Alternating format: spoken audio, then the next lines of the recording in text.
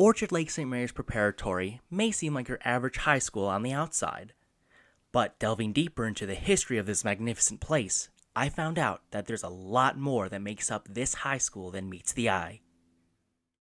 The main reason why the school was established, it was first to have priests for the Polish-speaking communities in the United States. That was the idea of Father Joseph Dąbrowski, the founder, and co-founder Father Buchaczkowski, and also Father Moczygęba. They were very much, I would say, the three pillars at the beginning of the existence of this great institution. But the seminary was mainly to train, to prepare candidates for the priesthood in the Roman Catholic Church. And that was a great need because there were more and more people coming from Poland and like some other countries in Europe, and they were in need of spiritual leaders. So the problem was, however, that those who were born in this country did not speak Polish that well. So there was a need of having a Polish seminary that will not only teach the culture, the tradition, but also the language. So years later, when I came to this school 25 years ago, I had to study English. So that has changed, but in the beginning they were studying Polish culture, Polish language, to be able to go out to the whole country of the United States and to be priests for the Polish-speaking communities. Another very interesting fact about St. Mary's' history is that Pope John Paul II actually visited St. Mary's' campus in 1969 and 1978. Well, there are some former students who remember vividly that moment. They are now, I wouldn't say old men, but older men.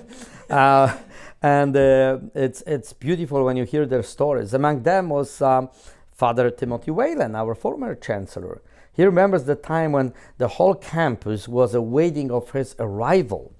And they had to wait at the road approaching Orchard Lake with torches because he was coming at night. It was like a beautiful festive celebration because remember, that time Poland was a communistic country. And this was the leader of the Catholic Church in Poland who was able to leave the country because Cardinal Wyszyński, who was actually persecuted, was in prison for 3 years, he couldn't come. So Cardinal Wojtyła was like the second in the Catholic Church hierarchy. He was coming here. It was a great event for the Polonia, for all the Polish American communities, but also for all the students who were on the campus, because that was something that wouldn't happen on a regular basis. Like today, you can invite the bishop and he comes and cardinal comes, but that time it was a big, big event. And I can tell you how there are still many people who remember that moment and they had no clue, no idea that they are welcoming the future Pope on this campus. We are three different institutions at this point. So updating you from the beginning was only the Polish Seminary. Now we have the seminary. We have the Prep, St. Mary's Prep, great school. And also we have a Polish mission because historically we were from the beginning very much focused on Polish ministry, Polish culture. We have great artifacts here. So all of that we want to preserve. We want to share with the people, but at the same time, we are very much open to welcome everybody. Some of these artifacts include uniforms worn by soldiers from World War I and World War II, which are still perfectly intact till this day.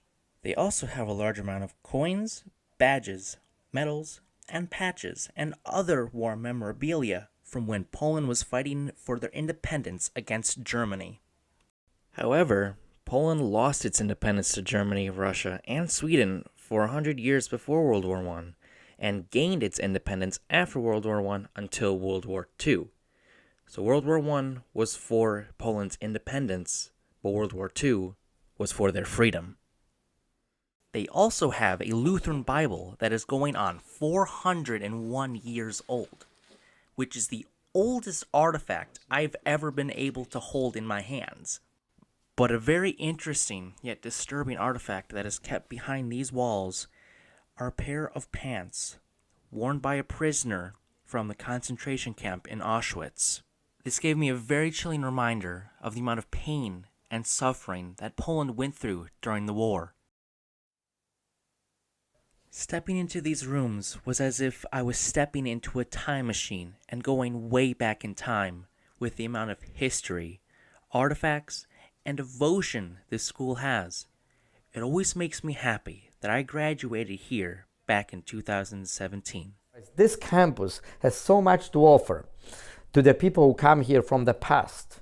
And I think we're looking forward for the great, bright future of this place.